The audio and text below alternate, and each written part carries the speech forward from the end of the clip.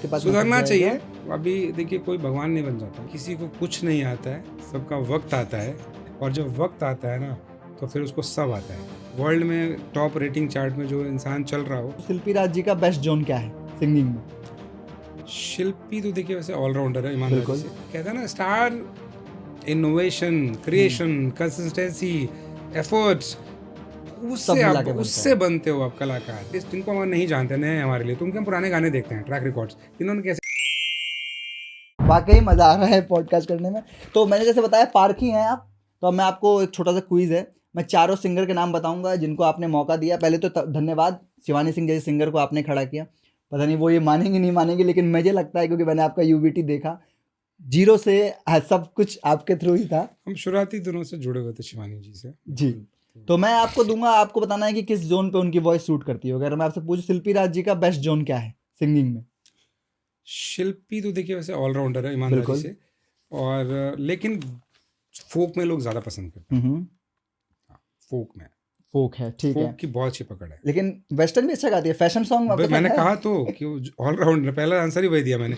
लेकिन हाँ। अब होता है ना, किसी किसी की सबसे ज़्यादा स्ट्रेंथ क्या है, फोक। तो वो फोक में तो बहुत मिट्टी वाली एकदम रियल आवाज़ है, रॉ है। प्रियंका सिंह जी के लिए?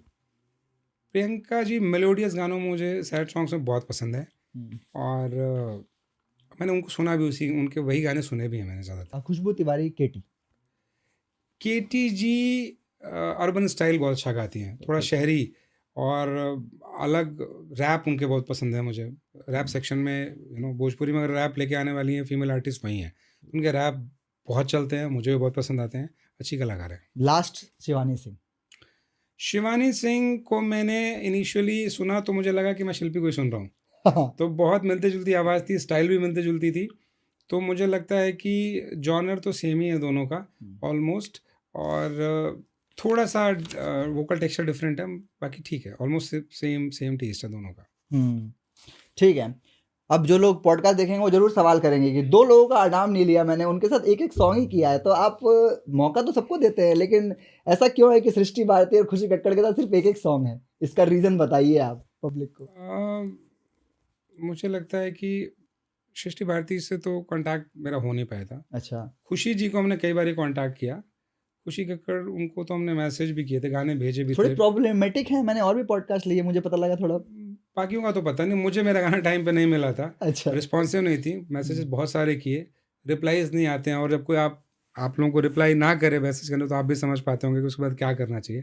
तो आप काम करना ही बंद कर देते हो ना फिर उस इंसान के साथ, क्योंकि काम हो ही नहीं रहा है ना। आप भेज रहे हो, गा के वापस चीज़ मिलेगी नहीं आपको, तो वेट थोड़ी करते रहोगे आप इसीलिए किसी एक का। एक सॉन्ग है। तो तो ये ये इससे वजह है। पहले भी मुझे जवाब मिला है कहीं से। आई बिलीव कि ये पॉडकास्ट के माध्यम से ही आपके पास मैसेज सुधरना जाएगा। चाहिए। अभी देखिए, कोई भगवान नहीं बन जाता ना, हम सही लोग बात है। कलाकार हैं। और मुझे लगता है कि ईगो, एटीट्यूड, सक्सेस, ये सब ना आते भी वक्त नहीं लगता और जाते भी वक्त नहीं लगता। सही बात है। तो मैंने कहीं अभी रिसेंटली सुना था कि किसी को कुछ नहीं आता है, सबका वक्त आता है। और जब वक्त आता है ना, तो फिर उसको सब आता है। तो वक्त की कदर कीजिए, अगर आपको ईश्वर ने मौका दिया है इस मकाम पे, तो जितना डाउन टू अर्थ रहेंगे उतना लंबा चलेंगे। बिल्कुल। और इस मामले में शिल्पी राज जी से सबको सीखना चाहिए। वर्ल्ड में टॉप रेटिंग चार्ट में जो इंसान चल रहा हो, उसके बाद भी वो इंसान हर किसी के लिए अवेलेबल है। और अपनी मर्यादा को भी साथ लेके चलती हैं, व्यवहार को भी लेके साथ चलती हैं। सीखने वाली बात है, मैं खुद शिल्पी राज जी से सीखता हूँ। सिर्फ गायकी नहीं, व्यवहार कैसे किया जाता है, इंडस्ट्री में बर्ताव कैसे किया जाता है, वो भी सीखने की चीज़ होती है। और बहुत छोटी सी उम्र से वो भी सीख कर रही हैं, और आज जिस पैमाने पे हैं कोई परिचय के मोहताज नहीं है। प्लस उनका हम्बल नेचर जो है, आपने बताया कि सबसे ज़्यादा, सबसे ज़्यादा हर किसी के लिए अवेलेबल है वो, हर छोटे से लेकर बड़े सिंगर तक। लोग कहते हैं कि क्यों गाते हो, बट अगर वो नहीं गाती तो वो कभी मेरे साथ भी नहीं गाती, सही बात है है। ना। हाँ। अगर बात बड़े छोटे की होती तो किसी वक्त मैं भी तो छोटा था। या फिर कोई मेरे लिए भी आज एक नया कलाकार है, मैंने कहा ना, मैं तो मौका ही उन्हीं को देता हूँ जिनके पास कांटेक्ट कम है, कंटेंट ज़्यादा है। तो मेरे लिए वही खास है। बिल्कुल। तो जब ये गाना आया मम्मी के पसंद, तो इसके बाद लड़ाई नहीं हुई क्योंकि आपने हर गाने में मेहर बना रखा है एलिशा बॉस को। मैंने अभी जैसे बताया पारखी हैं आप सिंगर के मामले में, आप पारखी एक्ट्रेस के मामले में भी है। हर गाने में मेहर को मिर्चाई आपने लगाया एलिशा बॉस को, लेकिन जब मम्मी की पसंद बाहर घूमने की आई तो सपना चौहान जी। कैसी मित्र हैं दोनों आपकी? बहुत अच्छे हैं, इंडस्ट्री में बहुत प्रोफेशनल हैं, ये दोनों बहुत प्रोफेशनल हैं। एंड आजकल तो मैंने देखा है कि लोग आप गाने में शूट के लिए बुलाओगे, आते हैं सोचते हैं मेकअप हो रहा है, कॉस्ट्यूम पहन ही लिया है, तो अच्छी लोकेशन बुक है ही है, तो पहले अपने 5 रील बना दो, हाँ हाँ है बिल्कुल। ना, जो पेड रील जिनके पैसे मिलते हैं। तो ये प्रोफेशनलिज्म मुझे नहीं लगता है। वो लोग आते हैं, they sit with us, concept पढ़ेंगे, स्क्रिप्ट देखेंगे, रिहर्सल करते हैं, फिर मेकअप करवाते हैं। मतलब अगर ज़्यादा टाइम नहीं मिला, दोपहर में शूट है, सुबह ही फ्लाइट से आए हैं, तो सुबह के 2 घंटे प्रैक्टिस भी हो जाती है, बात करते हैं, डिस्कस करते हैं, और सेट पे रील नहीं बनाते, ऐसी चीज। वो अपना स्टारडम कहता है ना, star innovation, creation, consistency, efforts, सब मिला के बनता उससे है। बनते हो आप कलाकार।